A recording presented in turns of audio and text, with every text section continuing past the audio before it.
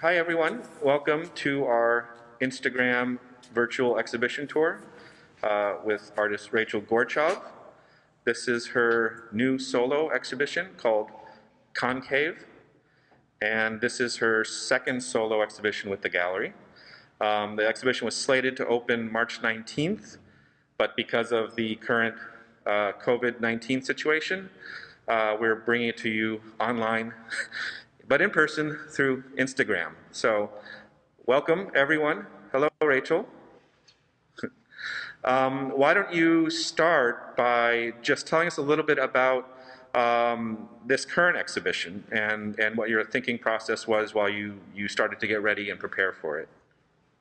So thanks everyone for tuning in. Owen and I have our masks on, so hopefully you can understand us through them. So this, like Owen said, is my solo show, the second solo show at the gallery. The first one was primarily ceramics, actually all ceramics, I think. And following that body of work, I spent, about a week and a half in Vienna, where I set out to photograph the sites of where the nearly 30 synagogues in the city once stood. So something that project led took me down an unexpected avenue in which I started paying attention to kind of all of these little idiosyncratic details that I came in contact with. So I find myself at this site where there's maybe a very mundane apartment building, and then I ask myself, okay, well, what here is interesting to photograph or document? And that sort of got me in the habit of finding these sort of interesting architectural details or plant-like details, kind of as I move about my daily life. So, in returning to the United States, and this was a few years ago, I got in the habit of just kind of paying attention to what's around me, photographing them, and then making drawings from these photographs, and through the sort of internal logic of pairing, say something that feels spatial and something that feels like positive space, like an object. I translate these images into what ultimately becomes subject in these paintings, or rather the image subject in these paintings. Because there's other things going on in them as well. There's an inside-outside, front back, flat, three-dimensional, and that kind of spatial shift, that shifting of what's in front of what, what's behind what, is very important in my work as well. And that, I think, happens through the object nature of the work, as well as the color space in the work, and the kind of colliding color spaces in the work. All right, shall we look at some of the works in more detail? Let's do it. Okay.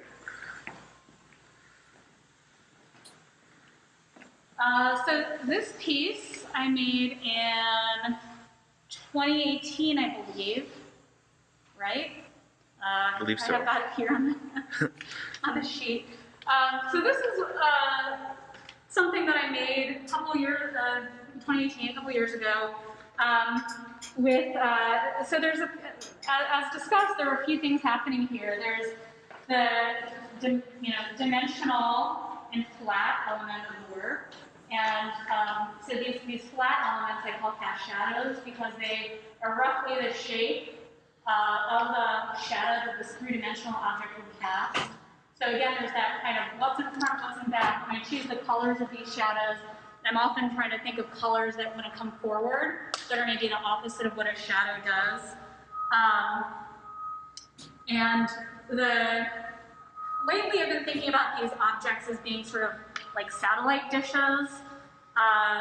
First of all, there's this thing that happens in your peripheral vision when you get close to them, where they fill your peripheral vision. And if you also get close to them, they do something. They affect kind of your auditory sensibilities as well. You kind of hear this echo, especially if you're talking while your head's close to them. And I kind of like them kind of presenting the painting to you. Anyway, so let's see, there's the kind of basis of the imagery comes from the Plymouth Meeting Mall in Plymouth Meeting, Pennsylvania, and also, I don't know, transformers at the bottom of an electrical pole on the grounds of a hospital where, in Pennsylvania also, where a family member was sick, and as a result, I was spending a lot of time there as well. Okay. Why don't you go in and show them how one could interact with this piece? Okay. So this is from 2019. No, 2019. I think I finished this towards the end of 2019. So this last year, I've been able to get much larger. And what I like about these is, I don't think anyone hear this, but if you're sort of talking, this really does envelop your body. Whereas the smaller ones are, I think, panoramic experiences for your eyes. These are more sort of panoramic experiences in a traditional sense. I was looking years ago at panoramic painting, the tradition of the 19th century tradition of painting panoramas in the 17th century, or rather 18th century. And that sort of panoramic experience, the sense of the painting, kind of engulfing the viewer is very interesting to me. And can you talk a little bit about the material nature of this piece? Because especially on the outside, you can see a different sort of surface structure. So yeah. It's wire mesh? Yeah, so these have, so the smaller pieces are ceramic, are fired ceramic with paint, acrylic paint. And then these larger pieces, I call mixed media because it's sort of complicated to go into all the details of the materials, but it's essentially this paper clay that I have formulated myself with archival paper pulp and then and methyl cellulose and some other materials, and it's on an armature, a wire mesh armature. This is while I finished this particular one more recently. The form itself was one of the first larger ones that I built. It's very large. Yeah. Thank you yeah. So I was still kind of figuring out the best material. So this one has a chicken wire armature. The other large one in the show has a hardware cloth armature. So that's you're seeing, I think, the chicken wire. Yeah. Texture. You see. Yeah. Like there. Okay, and did we discuss the imagery in this one yet? So this one, like many of the pieces in this show, draws inspiration from a lot of my student work. So I don't know if any of my students are on this call, and actually I'm showing some school support with my t-shirt. I teach at Northampton Community College in Bethlehem, Pennsylvania. So what I really like about the student work is, they're following these prompts that I give them, and the way that they solve these problems are completely unexpected. They always surprise me. And they make these objects, they're art objects, what I love about art objects is they're completely unique objects that, taken out of context, really have no reference point. They're just bizarre objects that, you just think, what are, you don't know it's an art object. You think, what is this thing supposed to do? This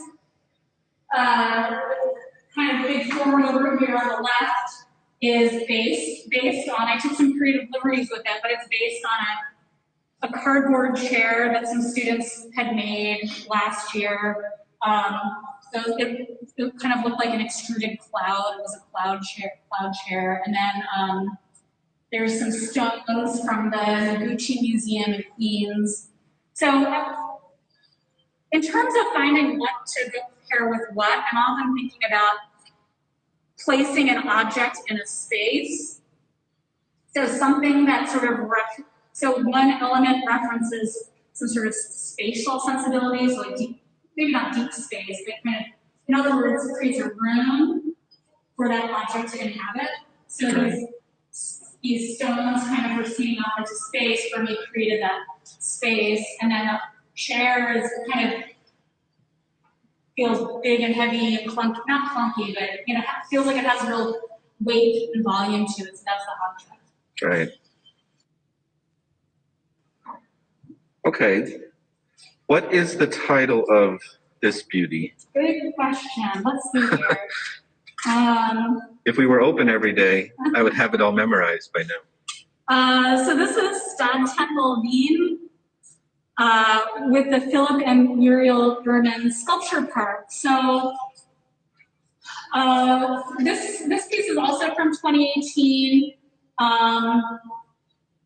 And so the Stadtempel is I think the only standing synagogue in Vienna from pre-World War II. So the little bit of space in this is I think an archway from that synagogue.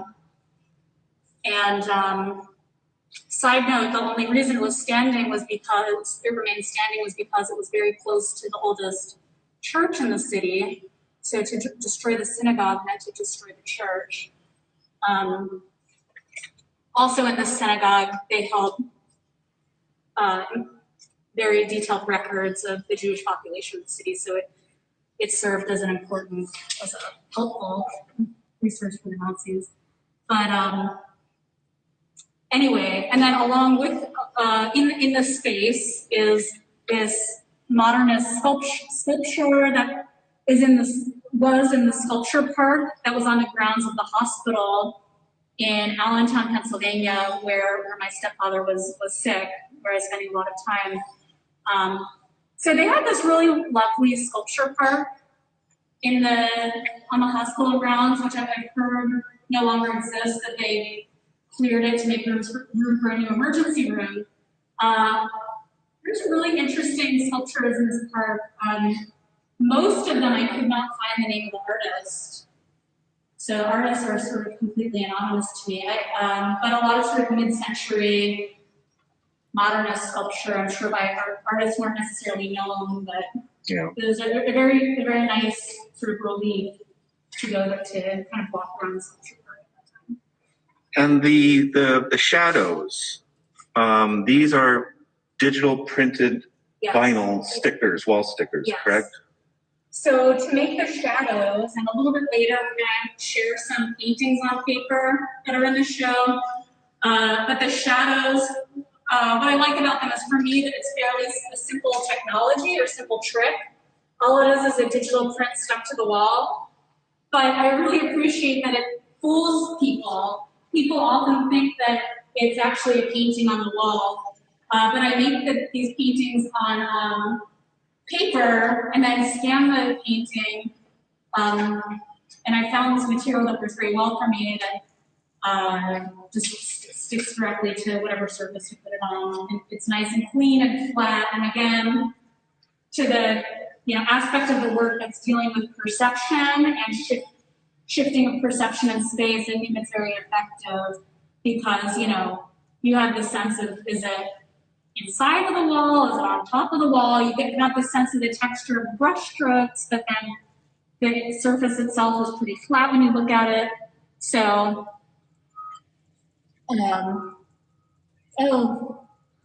looks like a couple of my students are on the chat.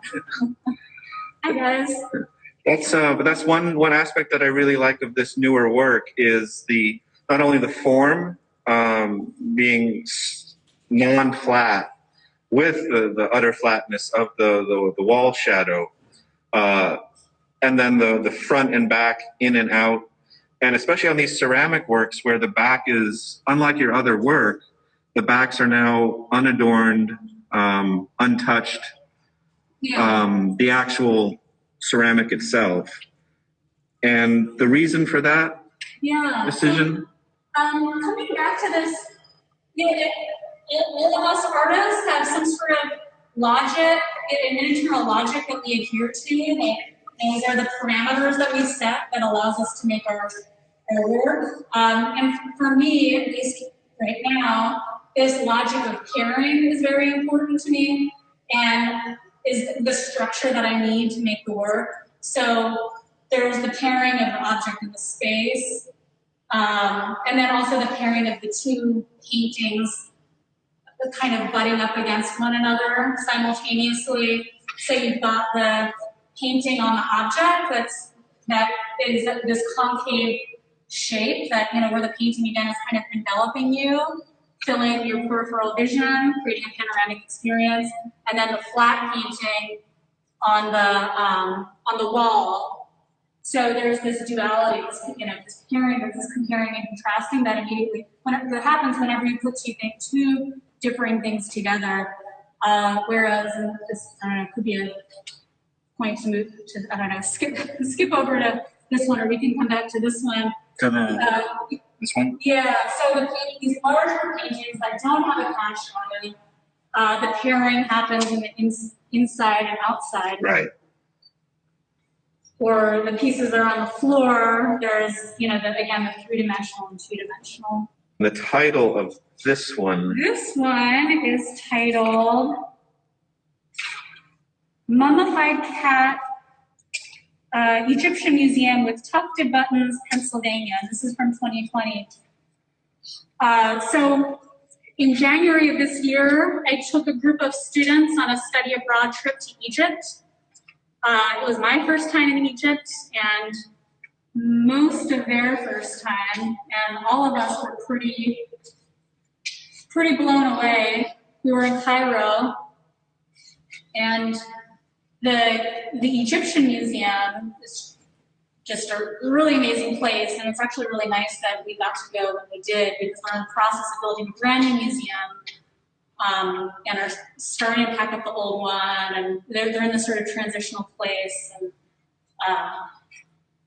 there's some Victorian style cat vitrines, and that are just, it's very much kind of old style museum curation with line with the displayed artifacts in sort of neat rows with labels. Anyway, so this is a mummified cat from the Egyptian Museum, and tufted buttons from a couch in my mother's garage, where I spend a lot of time now because I teach in Pennsylvania, so I stay with her during the week.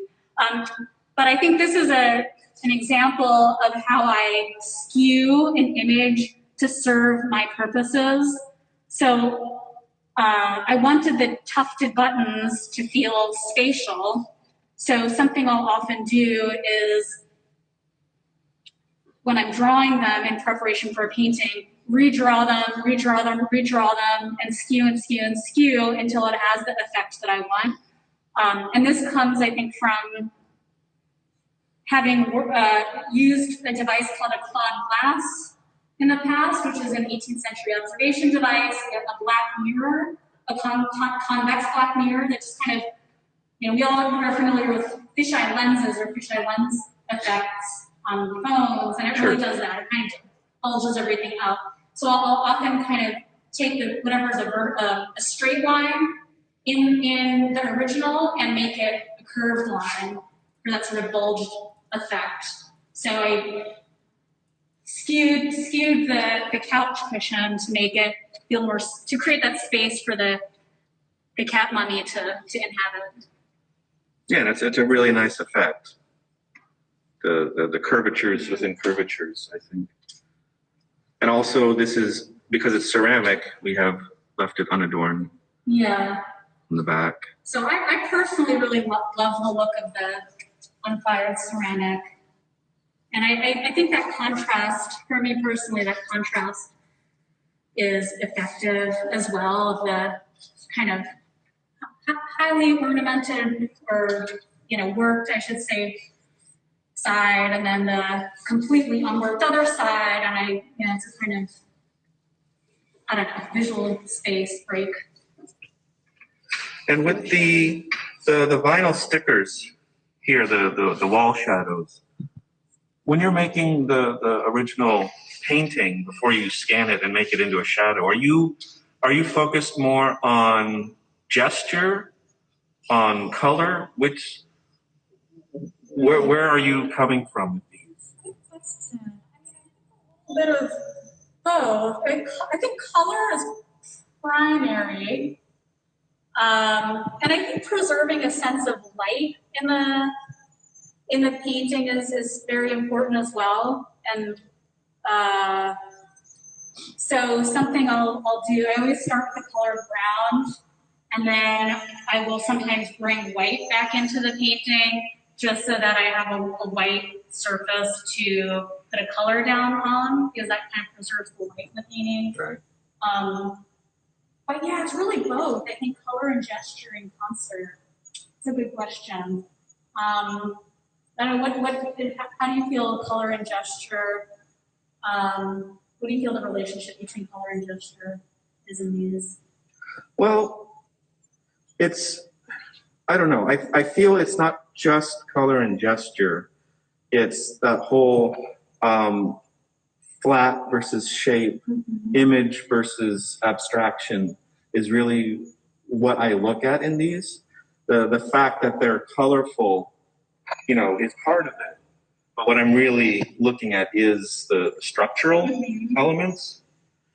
And you're seeing the gesture as sort of taking on a structural element, like the brush strokes. Right, right. Yeah, like these, if these are a question to be answered, like you can see that there's an image there, even if you can't really understand immediately what that image is, you're compelled to seek it out. And then these become almost like punctuation to me. Mm-hmm. It's a parentheses or an exclamation point, because they are flat, because they are so dynamic and colorful. You know what I mean? So I'm not looking for something within this. I really look at this as a comment on this. Yeah. Yes, sort of framing device. And yet I'm looking at a whole piece, and I know that. But I'm the kind of guy that goes in the museum and looks at every brushstroke on the Monet, that kind of thing. And that's what I do with these. So, yeah, and I think that that's important. You mentioned that you're looking at this and not quite sure what it is, but you're looking for something, and that I think keeping it just out of recognizability is important. And I think in some cases I do it better than others, but I don't want you to be able to name, oh, that's this and this. It's like, that feels vaguely familiar, even if maybe you haven't seen that exact object. Like it feels like something, maybe it kind of sparks what does that remind me of? Kind of down a. Just say, here's a question for you. Katerina. How do I decide to set the shadow and at what angle size? Good question, Katerina. Thanks for joining. So also, I usually have a handheld light that I shine on the piece and literally cast a shadow and kind of play with the angle until it feels right, and then I photograph it. Then make a trace of that shadow in Photoshop and as a vector shape. This technical stuff, and then overlay that vector shape on the skin of the painting, and that's how I create the shadow. But then the placement of the ceramic part and the wall, the vinyl sticker part, that it's not set in stone once you install it in a show. Right. Yeah, there's a little bit of wiggle room, which Owen, you experienced that when we installed the show.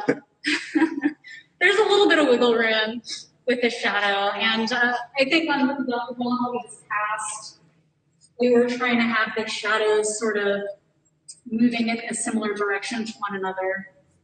But the nice thing about these pieces is they can really expand and contract to fit the space that they're in. Right. So, and one of the pieces that's on the floor that we get to later, I had shown in a smaller space and had a smaller shadow. Another piece that's not in the show, I had shown in a massive space and really expanded the shadow. So there's some little room there. So we're going to go over to this big boy here. Talk about these little guys. Oh, sure. And also, you have a question from Roxanne. Okay. Is there a loose narrative in my head? Okay, yeah, good question. So I guess Roxanne's question is kind of dealing with the internal logic that I have. I wouldn't call it a narrative per se, but it's but all of the imagery is, at this point at least, is coming from, in this body of work, is coming from things I've seen and experiences I've had and have snapped photos of.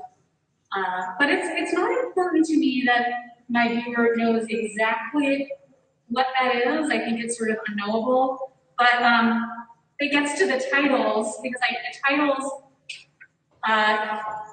are explanatory in terms of where these images came from.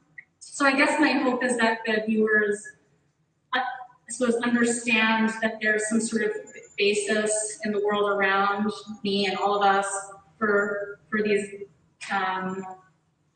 paintings. And I like to think of them as a place for the eye to sit while the mind wanders. I have sometimes called them visual hooks. So, it's just something to kind of occupy your mind. Again, that sort of tip of the tongue sensibility, like, what is that? That reminds me of something. And then you're sort of sitting there looking at the painting while your brain is kind of figuring something out. And I think whatever that thing is that you're figuring out is going to vary from person to person. And I like that it's sort of an individualized experience. So why don't you talk a little bit about these very flat ceramic pieces, which we refer to as tondos? Yeah, so a tondo is a term for like a Renaissance term for a round painting, and that's really exactly what they are. They're round paintings. And I see them as sort of they're all ceramic. They're all acrylic paint on ceramic. And I think they're kind of a hybrid in a way between the paintings on paper, which we'll get to, and then these more dimensional pieces. I find that I really don't like dealing with corners. All of a sudden, composition is a lot more, I don't know, fraud or something. We have another question here. Thanks for asking, Roxanne. Hi, Carrie. Do I arrive at the organic forms, and how do they relate to my architectural interests? So the organic forms are, I both have, there's control and lack of control when I build these. So I know that I want them to be a certain size, and I know that I want them to be concave. But the material kind of has a mind of its own in many cases, and I invite that, I invite the irregularity. So,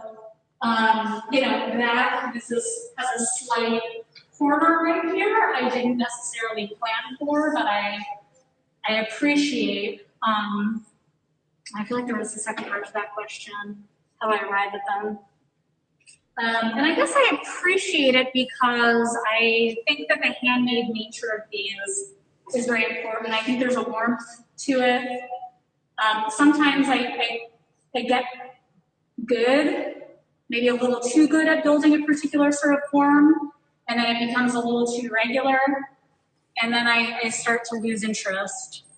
I think I like there to be a certain degree of lack of control in both the painting and in the object building. Like when I get to a point in the painting and I think, oh no, I completely messed that up, and I have to kind of work myself out of that problem. That's always interesting to me. This is actually one of my favorite pieces in the show. This was also the last piece to be finished. Yep. Before we installed everything. So, yeah. What's the title of this one? This is balustrade from the Vanderveer National Monument. So a balustrade from Vanderveer National Monument with a column from the Hanging Church in Cairo. So that's exactly what, so he's, my father lives in New Mexico, so I go there about once a year. Mandalay National Monument is in New Mexico. So this is a balustrade from the visitor center. And again, I took the verticals and made them arced to kind of create a sense of space, and column from the Hanging Church in Cairo, which is And you can see the base of the column. Yeah. And shadow. Oh, yeah. And so kind of off, I'm gonna say off screen, but this column, or rather it's post in the balustrade comes off the frame, and then you see the cast shadows. There's sort of shadow. Again, this sense of shadow. And I really like cast shadow for its ability to really create a sense of space. So yeah, everything has a cast shadow. Beautiful. Okay, let's, these are a little different, so let's focus on the floor sculptures for a little bit. This is also one of the last pieces I made before the show. So again, vinyl sticker on the floor, but the materials for these are same material as the big ones. Oh, wire mesh. I'm not sure with well, these generally have a layer of burlap in them as well, right. And then the paper clay mixture. And this one I cheated a little bit. And I do, in all honesty, feel a little ambivalent about this, but there's 3 elements, not 2. Right. So I'm putting this group in on a secret. And these do not have imagery in the 3-dimensional forms, but they do in the sticker. So in a way, it's a flip of the ceramic pieces. Right. Yeah. Yeah, I got into doing this. I guess with this case, this is the first one I made that did that sort of thing, where the imagery is in the vinyl print. And what are we seeing in the vinyl here? So you're looking at it upside down right now, Right. which is, That's how you approach it from the elevator. I made that decision to have it feel primarily upside down.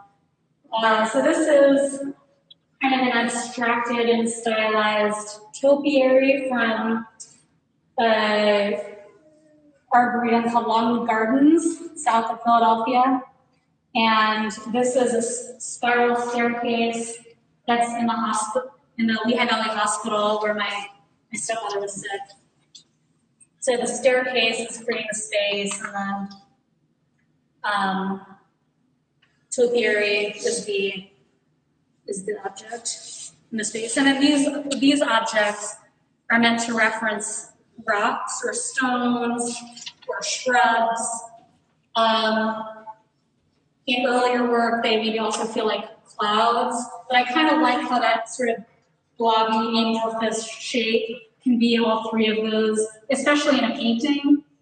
And maybe the Nucci stones feel more that way. Right. But it can feel both heavy and light at the same time. And just in general, I like the fact that the floor sculptures, you're not trying to simply recreate the wall sculptures in terms of structure. Mm-hmm. They have their own identity, even though you're using a lot of the same techniques with these. And what would you say that identity is, do you think? Well, I don't know. I guess that's kind of the joy, is the ambiguity of them. Like just like in the ceramic or the wall pieces, you're looking for that image, and here you're kind of looking for that identity. Mm-hmm. Because there's more abstraction in that way.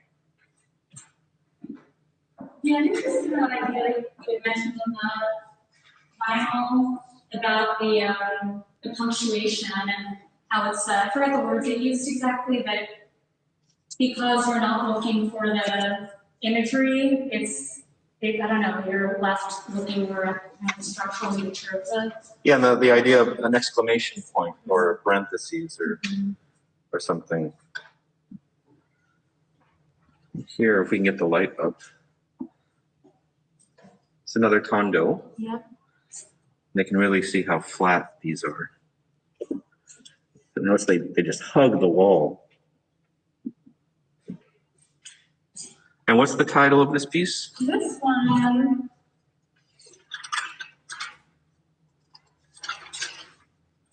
Something about the CBS logo. Tile Queens Museum with CBS after Mom's painting. So there's a CBS logo in here, which I don't know, for me it's very obvious, but and then some abstracted tile from the document, Queens Museum. And the palette and also the logo reminded me of a lot of this painting that we have at my mother's house that she made when she was in college. So to me, this is very reminiscent of that painting.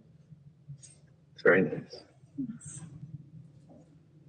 It's a little hard to see, but yeah, I mean, this is simple. He has pairing of object in space. There's this door, sort of a wrought iron door that I again abstracted and skewed, and did little things in my drawing to change the perspective. I'll sometimes use vanishing points in my drawing, or draw using isometric perspective, and do these strategies, use these strategies to skew things in the way that I want to, and then when I get to the painting, I've kind of figured out how exactly I want to. Right. So it's important that I'm not working directly from the photos. I'm actually working from the drawings. Yeah, and in your last show, we actually exhibited some of the drawings. Yeah. That's right. This is what we call the face of the exhibition, because it's on the exhibition card. Yeah. And the title of this piece is Lamppost, the Rockaways with Plaster Sculpture NCC.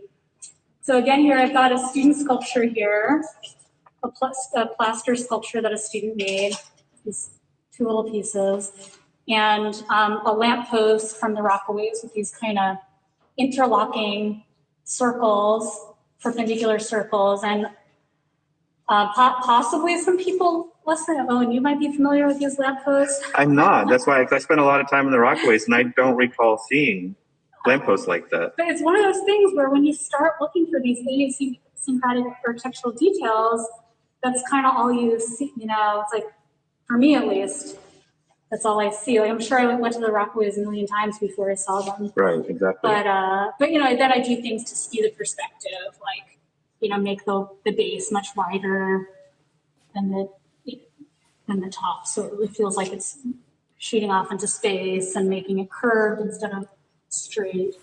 Right. And it is following the curve of the form. So the forms also, I think, do nice things to kind of push the perspective too, because the center of the painting is literally further away from you in space than the edges. So it does emphasize that forced perspective. One thing I like about this wall is the two very different forms, the tondo and its palette, and then this piece and its palette. They're totally different, but they work together. Yeah, and can you talk about the river responses to that? So the two different palettes, because that's something that I think about often. Yeah, I think it's hard. I'm always trying to bring variety when we install something, and sometimes that's a matter of placement, how close or far apart things are. Sometimes it's a matter of, are they too similar? Is it too much blue? Or are there too many red pieces? Or is it too symmetrical? Is it too balanced? Is it too? And so with this, that pink and green was just so different, because this is dominated by the red. Mm-hmm. But you still have a blue-green in there. And I don't know, they don't compete, but they give you a real variety for the eye. Yeah. It's something that one of my professors from grad school said, Steve Davis, or Hunter people might remember him. He's retired now. But he would talk a lot about learning through difference. And I think that's very much informed my my sensibility. So, you learn about, that simply by how it's different from that. Right. Let's just let people see the whole room, which I don't think we've done until now. And the scale is just lovely, having the big ones with the kind of moderate sized ones. And it's a really nice space. Very nice space. Thank you. This is another question for you. The older ceramic. Hi, Paul. See, I thought the older ceramic pieces. So Paul's asking about the older pieces, like we're in the last show I had at Owen James Gallery, which were all glazed ceramic. And actually, none of these have glaze, though some of them I did fire at the Hunter Ceramic Studio where Paul works. But I simply fired the objects, and now these are all painted on with paint. And these are, we referred to these closer to the beginning of the video. These are the painted paper pieces that this is what you really base the vinyl wall stickers on. So I make these have become a sort of integral part of my studio work, where I just have a stack of this sort of roughly 9 by 12 paper around, which, by the way, again, is irregular, and it's important to me that it's irregular. I tear them, oftentimes not really with a ruler, so the edges are kind of irregular. And I just kind of paint on them sometimes if I'm not sure what to do next in the studio, or if I have some paint I want to use up. And then some of them sort of then evolve to become the shadows. I'll tweak them a little bit to become the shadows. But here we decided to show them on their own merits, right? But are any of these in particular, were any of these used for shadows? I don't know if I guess I have shown the ones that have become shadows, but really a very small fraction of them become shadows. I have a lot of these that then become shadows. And a lot of them, I really like, but so it's kind of nice to get them out into the world, because they're generally just sitting in a portfolio in my studio. Yeah, and they're really beautiful. It's it's the joy of, like we were saying before, of gesture and color, and it adds a different material. So for me, as wearing my curator hat, having different material, having some flatter pieces to contrast the concaves, it was kind of a no-brainer to give them their own wall, to be slightly separated from, but talking directly to the rest of the show. Because this, where we're standing, this is the door to the stairwell, and some people will enter the show this way. They would come up from the stairs, and it's kind of the first thing you see, and then you get into all these amazing forms. But other people come from the other side of this wall, and they come from the elevator, which is here, and they get a totally different entrance to the show. And so having these small walls set apart allows you to experience the show two different ways. Or two different people can have two different experiences, So. Yeah, I always feel conflicted about that. Well, I don't know if conflicted is the word, but the works on paper are really integral to my process, but are not seen that much. Like Owen mentioned, like you mentioned in the last show, showed some of the drawings. Yeah. And I like this corner here is a nice little intimate, almost separate gallery space. It's like a small Brooklyn gallery. Yeah. like ours used to be. All right, let's take one more turn around.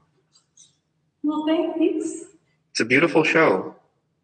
Yeah, thanks for having this idea to get this through and doing the show. I hope everybody got something out of it. It's kind of nice to have it as both a tour and an artist talk, Yeah. where they get to see the pieces in much more detail than if they're just sitting on the floor listening to you talk in abstract ideas. And with that, I think we'll sign off. So thank you everyone for joining. Yeah, thank you everyone. I hope it was enjoyable. And we'll see you all for the next one. Hope we can come see the show in person. Someday we will open. Bye.